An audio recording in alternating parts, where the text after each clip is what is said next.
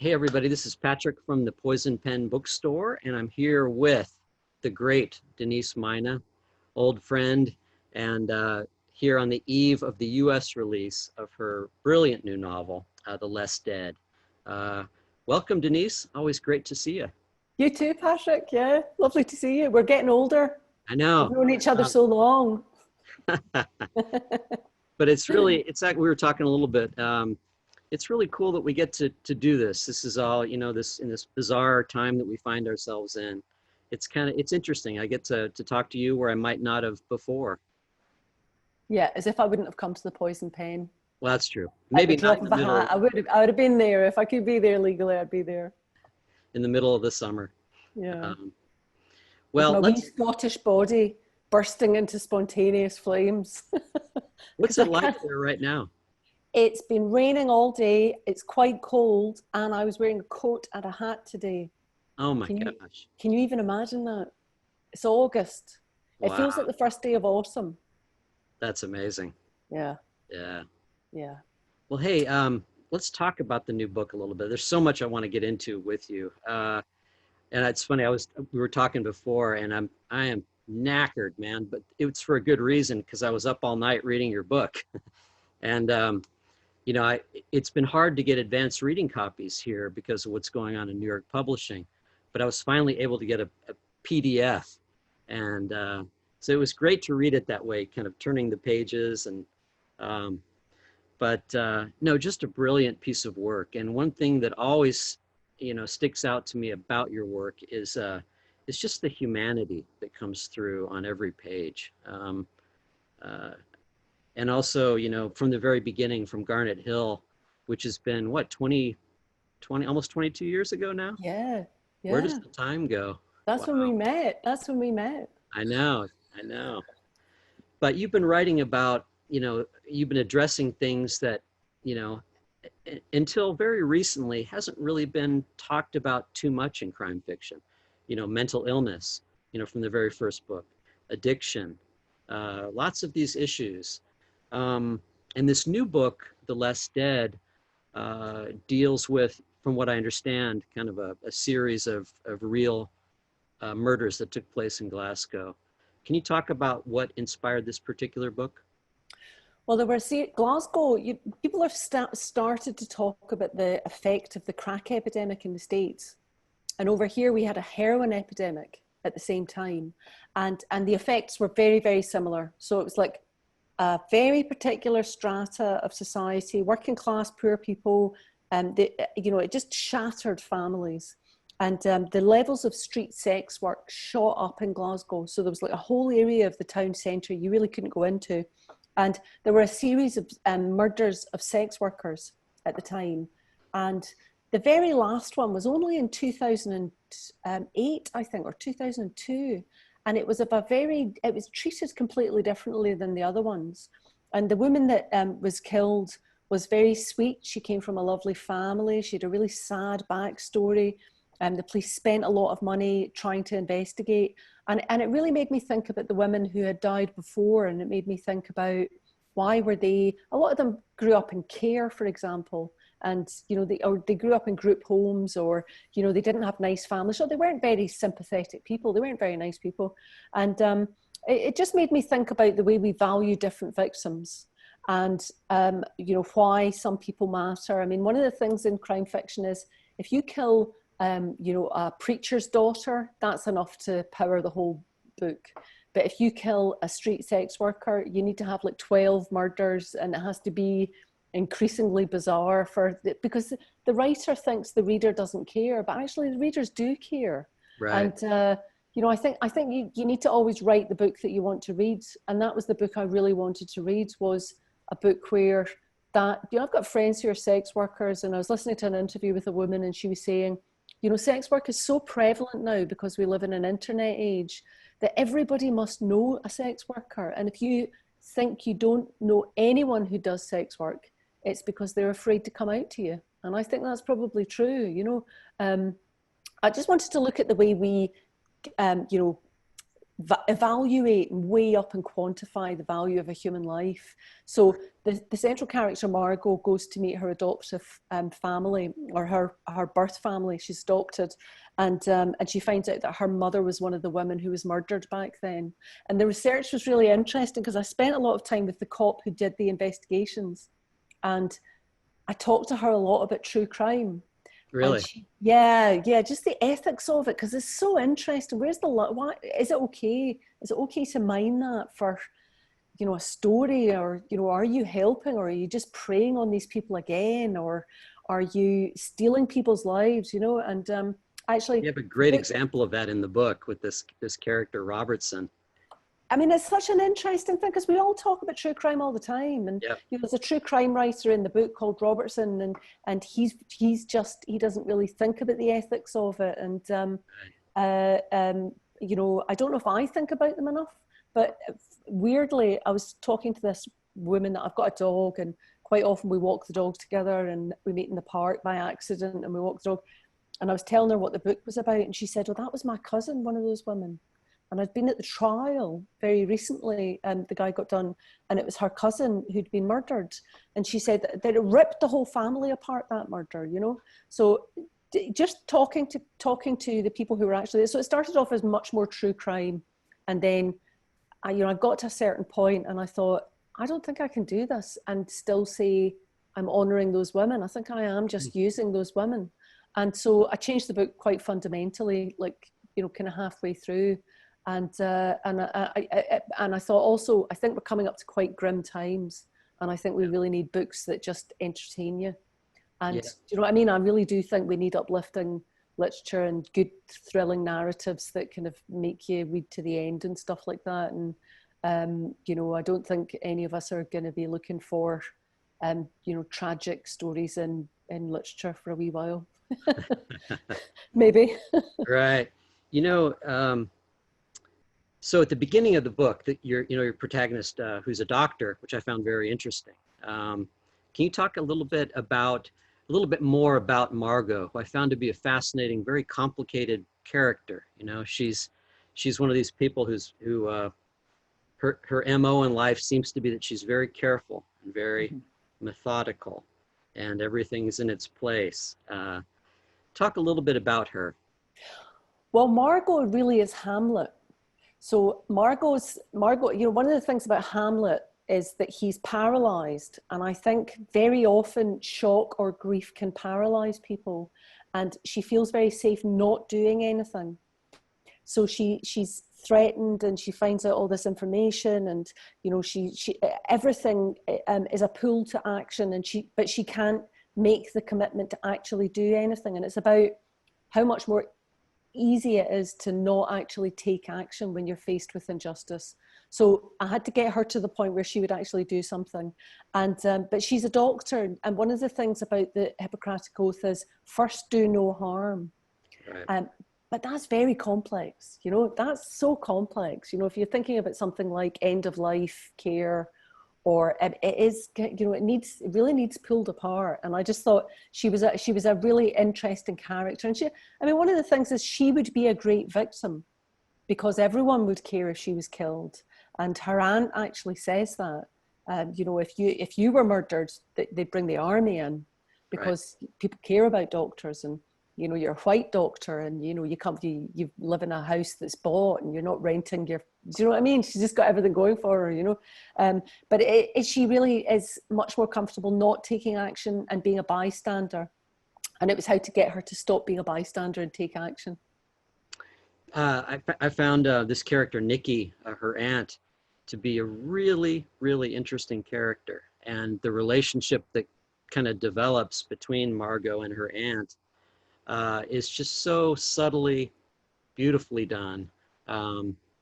How it changes over time. And it's one of the things I wanted to get into. And I have a terrible tendency, by the way, to spoil plot stuff. So don't let me do that. Don't worry about it. And I'll edit out if I do.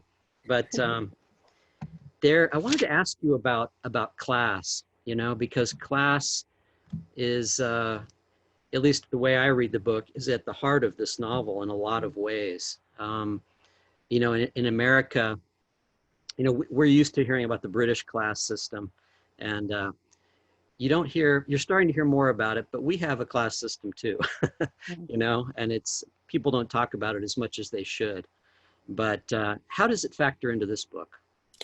Well, class over here is much more set, but I grew up in Paris in an oil family. So we were working for American companies, and they had a very strange attitude to class, which was you can just be whichever class your money allows you to be, Mm, which is so weird. Do you know what I mean? So we were sent to very expensive schools on oil company dime, and we would get there, and then people would realize you have a Glaswegian working class accent. You shouldn't really be here. Do you know what I mean? So we were part of the American class system, and actually it was very freeing because it just we just put on an accent and pretended we were from somewhere else. I mean, I mean, it's interesting to work that, but in Britain, I suppose class really you could, if you substitute race and you think about it that way, it's really understandable to an American audience because sure. it is, you have a defining characteristic that speaks in very subtle ways. So it's about, who you know, what school you went to, what university you went to. Um, if they're very subtle things like if you see a child with holes in their jumper, you know they're very rich because very rich people always dress their children in particular ways with holes in their jumper. Or, but there are very subtle social signals about where you're from and who you belong to and what you're entitled to. And Interesting. that, and in terms of criminal justice, it fundamentally affects how you interact with all those services. And one of the things about street sex work that never ever gets said is a lot of those women during the heroin epidemic were making a fortune every year and spending it on heroin because it was a millionaire addiction. And so they were making a lot of money. These were incredible women. They were amazingly resilient. I mean, there was men there as well, but they were incredibly resilient. What they were doing was astonishing. And we only ever talk about it in terms of them being victims, but from a standing start with no education and being absolutely chaotic, they were drawing in like 80 grand a year. That's amazing to do that, and all you've got is your body.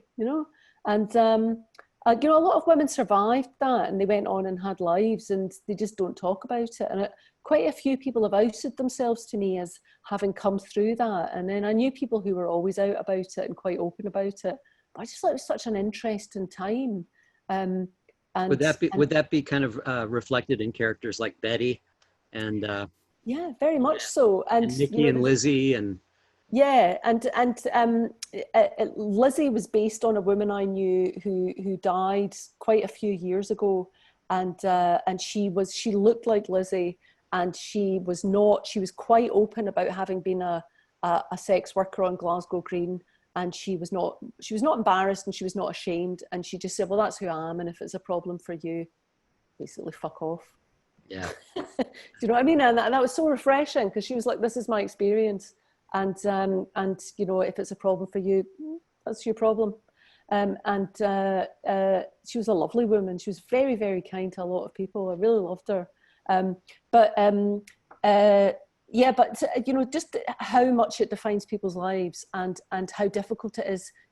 Glasgow's tiny, and how difficult it is to get out of that or move away from your family because the Auntie Betty is a stage psychic.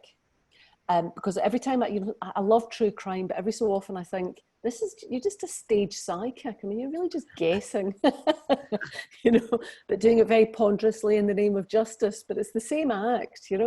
And There's that trend in true crime. I didn't mean to interrupt you, but you you do a good job of capturing it. Where I don't know about you, when you read a poorly written true crime novel, the author will do, like uh, Betty must have been thinking about blah blah blah when she, they're just making up this bullshit just to fill the space. And you do a good job of capturing that. I love that. I love that trend. And it's like, it was raining. She was depressed. How do you know? You don't know Right. that, but I think we give true crime too much credence now. I think we talk about it as if it's a science because there's this pall of science over it. And there's this pall of, I think we should unpack it and be honest and say it's a prurient interest you're not reading non-stop true crime books because you love justice. You're reading it because you're a bit of a ghoul. Well, that's why I'm reading it anyway. Do you know what I Yeah. mean? I mean, I think we should be honest, because it's fast. That's very interesting. It's very interesting that people are reading that stuff. But you know, quite often in true crime, the writer breaks away to give a big sort of sanctimonious talk about how, you know, rape is a terrible thing and I would never condone murder and I think this is dreadful. And it's like, I think we all know that. You don't really need to you don't need to clarify that for us, you know. You're a ghoul. Admit it. Yeah, I am a ghoul. I am a ghoul. And I'm I not think I reading am about, too. yeah, you know, I think it's more interesting to say that and then unpack that. But Yeah. why is it unsavory to be interested in that? You know, it's not just because we're dead-eyed suburbanites. It's because, you know, because it's life in extremis, isn't it? You know, but and people read about unsolved crimes, so it's not belief in a just world or, you know, a hunger for justice. But I think it's more interesting uh, than we present it as, because Mhm. I think maybe if you weren't supposed to be ashamed about being interested in true crime, I think maybe I wouldn't be that interested in it anymore, because Right. I used to I used to do these kind of big tours in the States or, you know, Canada or whatever.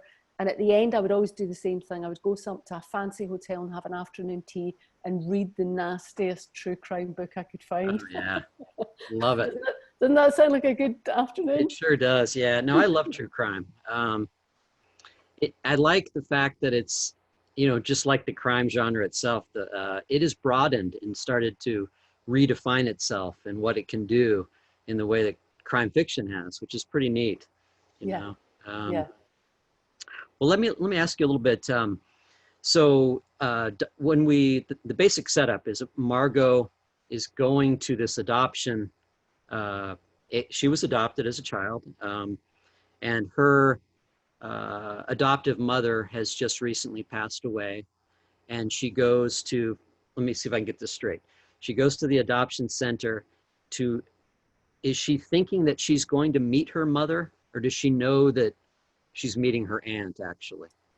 She knows she's meeting around. Her mother got letters from the adoption agency. I've got lots of people in my family who were adopted or gave people up for adoption, and they've all met recently. So over the past 10 years. So this is Wow. what happens. Yeah, yeah. Some fantastically well. Some of them, the birth families have just been assimilated into our big family. Others not so good. You know, others will wait and see. But so this is what happens: is the adoption agency write to you and they say, "Would you like to meet up?" And it's either the parent or the child who contact the agency. And so there's always a third party in the middle. And so what's happened here is Margo has found letters when her mum died. She found letters that her mum got from the adoption agency addressed to her saying, "Your mum died." But her mum hid them.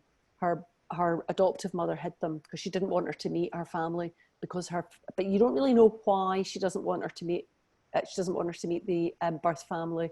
And it's because the mum's worked out there's something really odd about them. There's something really sinister about them. So she's sort of keeping the letters back. So Margot finds the letters and gets in contact with them. And she goes there and they don't turn up. So she's left sitting on her own for 2 hours waiting to meet these people. And so she's just sitting in this room wondering what the hell's going on. And then the story all kind of piles on from there. And then finally she does show up, you know. And what's fascinating to me, you know, we were talking about the protagonist Margot is very careful and, you know, a doctor, etc. Um, the one thing that kind of pushes her over the edge and gets her involved is that photograph that in the true crime book, you know, this horrible photograph she finds of her, you know, violated mother's body. And this is early in the book, folks, so it's not too much of a spoiler. But this particular photo, she sees what's been done to her mother, and she says, "You know what? I need to." That sets her on the path a little bit. Would that be an accurate statement, or am I? Absolutely, totally, totally. And she thinks her aunt's making it all up, and then she finds out her aunt was actually telling the truth, and she finds scene of crime photographs on the internet, which there are quite a few. And, you do wonder who these people belong to. Who's seeing that? Whose kids? There was a brilliant documentary recently about the Yorkshire Ripper. And it was one of the victims' children was a guy, and he was in his 30s. And, he was saying that he had seen pictures of his mother's body, and they always used photo fit of her having been arrested. And his mum wasn't a sex worker at all. And that fantastic book, The Five, as well. I don't know if you read that. It's about What's it Jack the called? Ripper's victims. The Five. The Five. I'll have I to. want to say it's by Hallie Rubenstein, but I can't remember if that's her name. But it's brilliant, and it's about the Okay. five victims of Jack the Ripper, and how they were always characterized as sex workers, and they weren't all sex workers. Hmm. My problem with that is, even if they were sex workers, do you know what I mean? That's not really the issue, but these are mini biographies of the women that Jack the Ripper is supposed to have killed. And but so quite often, people will see pictures of crime scene photographs of relatives, and Margo sees it and she just can't stand that it's there, so she gets involved trying to get the picture taken down, and she's trying to find out who's put it up there and where it came, where on earth did it come from. And I mean, one of the things that you really notice in real life crimes is it really matters that you've got a family behind you. It's really important to have a family phoning the cops, talking to the newspapers, representing you. And if you don't have that, then you can just be forgotten. It's very important to be team-handed, we call it. So these series of murders that take place were in the late 1980s, correct? Is when they kind of started. Yeah. And this is roughly 10 years, maybe 15 years after that, the Yorkshire Ripper murders, right? Which took Yes. place throughout the mid 70s to 1980. Yeah. And of course, I know about those from reading David Peace. Yeah. Yeah. He's great. I love him. Brilliant books. Yeah. And by the way, David Peace, he's almost unknown in this country. And Is he? well, I think he's getting to be better known, but I think those uh, Tokyo books he's done. Uh-huh. Have you read any of those? Oh my God, I love them. They're just stunning. Tokyo Year Zero. Yeah, One of the best absolutely. books I've ever read. I know. Absolutely brilliant. And that's a true crime book. Yeah. That's a total, and he was very influenced by Gordon Byrne. I don't know if you know Gordon Byrne, who wrote Somebody's Husband, Somebody's Son, No, about the Yorkshire Ripper. no. And Gordon Byrne, he died very unexpectedly, and there's a prize in his name. And David Peace won it, and then I won it for The Long Drop. And honestly, I like winning prizes. Who doesn't like winning prizes? But I cried because I've got so much respect for Gordon Byrne. He's such an amazing writer. Wow. So David, you need to read him. But David Peace is astonishing. And He if you really haven't is. read him, you're in for a real treat. Beautiful prose. Apparently, is his new book out in the UK now? I know it's been delayed Is it Patient here. Zero? What's it called? Yeah, it's Yeah. Tokyo. It's called Tokyo Redux, from what I understand. Oh no, I haven't read that one yet. I don't know I if it's don't out think it's here. been released in the UK, maybe, but it's coming out here next year apparently. Oh wow. An op, Right. but Okay. um, so David moved back to the UK, and every interview said, David Peace lives in Japan, but he's recently moved back to Yorkshire. He has a wife. She's Japanese. Maybe I'll say, no, it's kind wow, of like, oh, why are you even saying that? How bizarre. A uh, Japanese woman. the Japanese. Yeah. Imagine that. Fancy Uh, that. That's queer. yes, yes. But what I was starting to say, my forgive me, my mind is not Oh, I'm no sorry. boiling at the moment. I'm such a Um, gambler. So it's David Peace, Gordon Byrne Rambo, True Crime, Yorkshire Ripper. there you go. Got it. There you go. Got Back. it. There we go. Thank you. Thanks for rewinding there to the right spot. No, but I mean the main thing I wanted to point out and ask you about was that these victims, these sex workers, are disposable.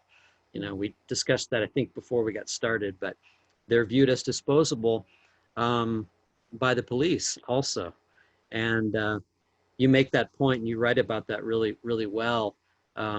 has that attitude changed? I'm thinking about Alex Morrow and her generation of cops. And also, we haven't talked about Diane Gallagher yet, and I want to ask you about her. Uh, Talk a little bit about that. How has the attitude changed over the last 20, 25 years? It's so different now. Um, as That's it is with people, I mean, it's the thing is the cops are just a if the cops are working well, they're a reflection of the society they work in. So one of the people that I interviewed was a DCI called Nanette Pollock, who ran Central Glasgow at that time. And when she started as a policewomen were issued with handbags as part of their uniform. And they handbags. with handbags was part of their uniform. And she said at that time, the police treated these women as if they were street furniture. So once she came across a woman who'd been beaten really badly, I think her leg was broken, she was lying in an alley, and the woman said some cops had come past in a car an hour before, and she asked them to help her, and they said, it's no more than you deserve. So that was the kind of attitude she was coming into. And she fundamentally changed policing of sex workers in Glasgow. And there was a brilliant moment where she had this meeting in the Central Hotel. It's quite a posh hotel. Roy Rogers stayed there when he came to Glasgow, and his horse walks up the stairs.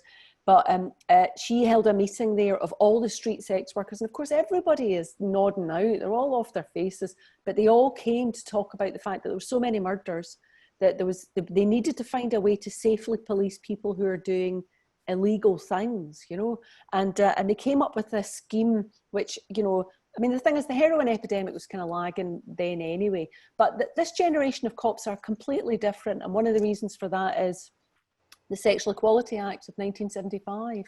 So they had to work with women, and they had to have women on the streets, because before that, women were a completely separate department. And it's basically where lost children were sent. And DCI Pollock said, some of these men had children. She said, I didn't know how to deal with a child any more than I could fix a car. She said, but if there was a lost child, they'd be sent off to sit with the women's police department, sitting there with their wee police handbags. And but then they had to let them go out and patrol. And, some police officers would say, I'm leaving the police if I have to work with a woman because I don't feel safe. Or they'd make the woman stand next to the police box in case the phone rang, and they would just go out and do their turn themselves. So there was a lot of resistance to it. But I mean, that was just Scotland at that time. It wasn't just the cops, but it's very, very different now. And I think police officers are much more respectful, and they're much more understanding. I think they get a lot more training and being compassionate to the people that they meet, So that was the model for Gallagher then? She is the model for Gallagher, and I sent her a copy of the book, and because I wanted her to read it before, and she's doing a lot of publicity with me, and she's just a delight. She's so policey, and she did lay out in the book, Margo goes to visit her, and she has laid out the tea and everything, and Margo sits down and realises, I'm facing a blank wall. Yeah. Do you know what I mean? Because Yeah, I do. you can tell she was a brilliant cop. She was a really good cop. So she's a fascinating woman, and she's just amazing. And I think she stayed in the police because she wasn't welcome.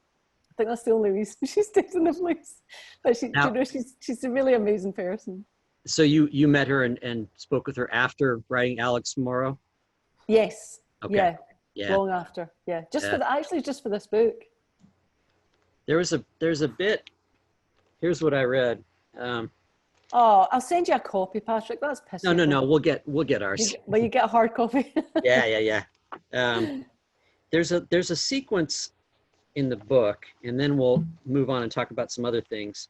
There's a sequence in the book that I thought was just key, at least to my reading of the book, and it starts on page 144. And it's this great conversation that Nikki and Margo have, let's see here. She's talking about how Margo says, well, I would imagine it's pretty terrifying being out there alone in the dark. You don't know who's down there. Nikki's not amused anymore. Now she's just annoyed. She must have had quite low self-esteem. Low self-esteem, Nikki tuts. Listen, Patsy couldn't read or write, but she walked away with a sore face and a bin bag of jumpers because she thought she was due more. She kept her what is it, weans? Wayne's, I'm an American. Okay. Weans, Wayne's, it's children. children, yeah, I know. And found a way to make a living and be drunk all the fucking time. I just think, probably no one does that job unless they've been traumatized in some way. And this is what I love the most. Nikki shuts her eyes. Poor, she says, exasperated. What? She looks hard at Margo. She was poor. We were very poor. That's why we did it. We were poor. It's not a mental illness. She didn't have secret daddy issues. It's not about sex for the lassies out there. I mean, you'll tell a punter that if they want to hear it, you'll tell a punter that if they want to hear it, but it's about money. Getting money because we're poor. Upsets the status quo, doesn't it? That's why it's policed the way it is, Nikki huffs. The cops are there to protect the public. Folks like us, we're not the public. We're a nuisance to the public. That's how most cops seen it. They hated us. We hated them. See, I thought that was, for me anyway, that was just a brilliant key passage for the entire book. And That is the entire book. You're spot on, Patrick. That's what I really wanted to say, and that's what every sex worker I spoke to said. Was, that's why. And actually, interestingly, I think people like the police. It's an inverted ratio to how much contact they have with the police. So if you have a lot of contact with the police, not so keen. But people like me, big old white ladies who meet the police on occasion, and I have a cousin who's a police officer, I think our feelings about the police are very different, And so I think if you're being policed, it makes you wonder, why am I being policed? And yeah, the economics of sex work, no one ever wants to talk about it. It's all, what I mean? It's always about, oh, you feel really empowered. You can pay your rent. Do you know what I mean? Nobody wants to talk about it. And, one of the lovely things about people who engage in sex work is very often they won't lie about themselves. They'll lie to you about you, oh, you're gorgeous, oh, you're the best I've ever had. James, in fact, I did a documentary recently about James Boswell, and it was one of his diaries, and it was 1776 or something like that. And he was with a sex worker, and she said he was the best she'd ever had. And I thought, fuck, even then, do you know what I mean? It's like 300 years ago, women are saying this to stupid men. we don't change much, do we? Well, anyway, folks that are watching, if you've gotten to this point, it's a brilliant book. I don't want to spoil it anymore by talking about it, but I hope we've given you an appetite to check it out. I think it's, I'm hesitate to say it's one of my favorite. It's hard to pick favorites with your work, but I think it might be the best thing you've ever done. Oh my God, wow. What do you think? Oh, wow. Do you always think that? I think everything's a disaster and would be better if I spent another year and a half on it. Genuinely. And when a book comes out, you're just like, I think every writer thinks the same thing. No one's going to get this. Like, you got that bit. But, you just think nobody's going to get, why did you bother doing that? But it's thrilling to hear that, and I'm going to go away and blush and pretend you didn't say that now. Well, I talked before we got started a little bit about this book that came out recently called These Women by Ivy Pacoda, who's a young up and coming American writer who's touching on the same themes. I think you would love her new book. Yeah. What You always give me brilliant recommendations. Ah. No, you do. You've never suggested a book to me, and I've thought, I don't get that at all. I'll put you in touch with her too. I think I'd love that. Yeah, but a few quick more questions. A couple. I remember, was it last year or maybe a year and a half ago, when I heard the news that Reese Witherspoon picked Conviction. I was like, yes, finally, that must have been such a wonderful kind of. Were you surprised, or did that news come out of nowhere and just? Well, I spoke to her on the phone, and she was lovely. And I was sitting in my bed. Seems like it. She was really lovely. And then after I put the phone down, I thought, that could have been anybody. I'm not supposed to. It could have been anyone American. But yeah, I mean, it was a real kind of shocker. But because again, when a book comes out, you never feel very confident. You never think, and I try not to write the same book every time, which so it is doubly scary. It's not the same characters, and it's not the same. I'm always trying to do something different, and Right. you always think, oh, you're going to fall on your face this time. But that was, that was so affirming, and I love her recommendations. I love her book club actually. I think it's such a great thing to do. And I love the fact that they have this big production company and it's mostly female led, and the narratives they pick are brilliant. So I love her picks anyway. So yeah, I was kind of blown away. And I couldn't tell anybody for ages. I knew ages before everybody else, and I couldn't say anything. That is so cool. Well, congratulations. And a few other quick things I need to ask you about. And what time is it? Oh, the hell with it. I didn't realize until I was reading, some of what's been going on in your world in the last few years. I completely missed the fact about this, what looks like a wonderful little documentary you did about your family. I had no Yeah, idea. I had no yeah. idea. And I watched a little bit that I could see online. Oh, I'll send you the And I rest of thought, it. what an amazing project. My cousin's a filmmaker, and my other cousin is a sound engineer. And my mum is one of 15 kids who all grew up in a tiny house. And so and somebody died. My aunt Lena died, and we thought we're going to miss everybody. So we went round and interviewed everybody and made the same questions for everyone. What was it like growing up there? What happened on Sundays, because they used to have a party every Sunday, and people would come around and eat cakes, and someone would show everybody karate, and somebody else would someone else would sing, and there were a whole lot of bagpipes. Loads of people played the bagpipes and stuff like that. My granny played the banjo, Really? and so we interviewed them all talking about it, and then we put it together into a wee documentary. And then there's a brilliant art house cinema here called the Glasgow Film Theatre. So we hired it, and we filled it with the family, because there's about 150 of us. So we filled up the cinema and we filmed them watching the documentary of themselves talking. I saw a little And bit of that did you footage. see that? Yeah. And Yeah. so they're watching it and reacting to the story as they're hearing it. And, the old ones are at the front and they're all disagreeing with each other. And someone will say, she didn't make good cakes, and someone will slap someone else. And then there's my generation, and we're all very doughy, we're all dewy-eyed watching it, because, oh my God, they're such nice people. And then there's the children. The teenagers are so bored, they look as if they're going to just die, because they just and then the wee ones are just eating sweeties. Yeah. But and then we spliced it all together and made it into a film. But my cousin was talking about it. His dad died, and in his eulogy, he said, our family made a film about, the Toners and them all growing up in this big house. And he said, and now it's like a Japanese horror movie because everybody in it dies. Because they were all really old at the time. I read that you were inspired to make it because you were seeing that generation slip away.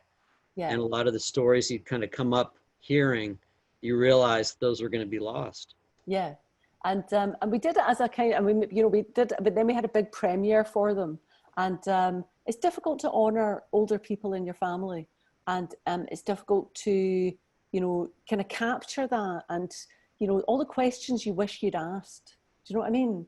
How did you afford shoes? They had a big box of shoes, and you would just get the shoes that were left there if you didn't get up quick. And, things like my Uncle Liam said, they got a bed settee. Somebody got a bed settee and said, look, it sleeps two people. And because there was so many of them, Uncle Liam said, two people? He said, you could fit about six in there.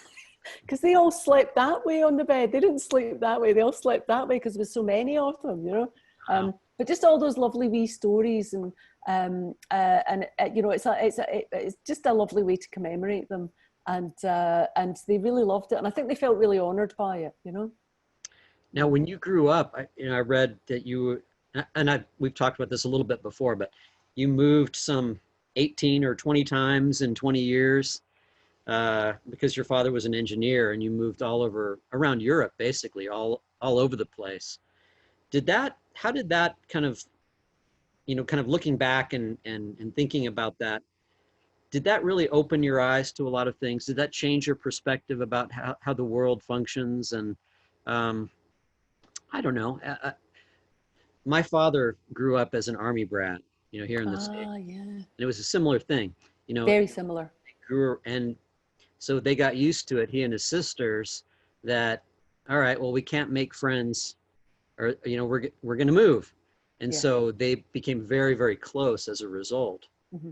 And then when he grew up and had a family and had us, he just wanted to stay put. Yeah. Is that Yeah. similar to your experience? I mean, I always thought it didn't have that kind of effect, but I moved into a bed sit when I was about 19 and I stayed there till I was 32. And I mean, it wasn't safe. There were gas leaks everywhere. But I think it was about that. And I think also it gave me a great sense of place. And because we were always moving somewhere new, and we were moving to places like Paris and Bergen, I mean, really interesting places. It made me very keen to explore wherever I was. Do you know what I mean? I mean, I know people who live near me and they've never been to the tourist spots in this area, do you know? Because they're just very settled. And I think also it gave me a real appreciation of the family we had back home. But my sister and I are both the same, which is we can walk into a room anywhere and make friends, but we find sustaining relationships very difficult. And as adults, we had to learn how to resolve conflicts and get over differences. Because when you're young and you move all the time, what happens is you fall out with a friend and then you just move the next week. So you never really sort anything out. Do you know what I mean? But those are things that we had to sort of synthetically learn as adults. I mean, my sister's amazing. My sister can get any job she ever goes for, some of which she's been dangerously underqualified for. But because she's just so likable, and she can walk into a room and immediately have a best friend and an enemy. Got the bluster and the bluff to get through it. She just knows how to present herself. But the other stuff, we don't really know how to do that other stuff. But at the same time, I have to say, because we had a family at home in Glasgow, it was a great experience. And I mean, it was like, the thing about our childhood was it was so long. It just went on forever. I mean, it just never seemed to end. It was like 15 childhoods in one. There's a brilliant essay, I think, by Seneca, and he says, how do you live a long life? You live it like a child, and you're aware in the moment, and you notice what's going on around you. And that's why children have long days and adults have short days, because adults don't taste food and they don't see things and they don't gasp at the sight of a dog. And our childhood feels like it was about 700 years long, because we were just noticing everything all the time. Yeah, it's funny. That was that from his letters from a Stoic? Yes, I think so. Yeah, yeah. I love reading those. Yeah, and finally, you bring up an interesting point, a good place to wrap up on, which is this new book deals a lot with notions of family. What does family mean? Um, Mm, is family biological? mm. And I think that at a crucial point in the book, you say, you know, we choose to have family. I'm butchering the quote, but can you talk a little bit about that? I mean, I think family is chosen. And I think, we say, oh, you can't choose your family and you've got your chosen family or your friendship group. But actually, if you really want, it's great if you can, not everyone can, but to make peace with the people that you have around you. And there are great things to be learned from being in a family with people that you actively dislike. Do you know what I mean? I mean, I think, um, everyone thinks that they alone are the person who has a problem with members of their family, but that is the nature of family, is that family's not easy and it's complicated, and sometimes it's not going to work out. You can walk away, but it is how you know yourself. You can't know yourself in a vacuum, and family's a great place to start working out what you're not sometimes. Right. Mm-hmm. Well, Denise, anything else going on in your world? Any movie or TV stuff that we might be interested in?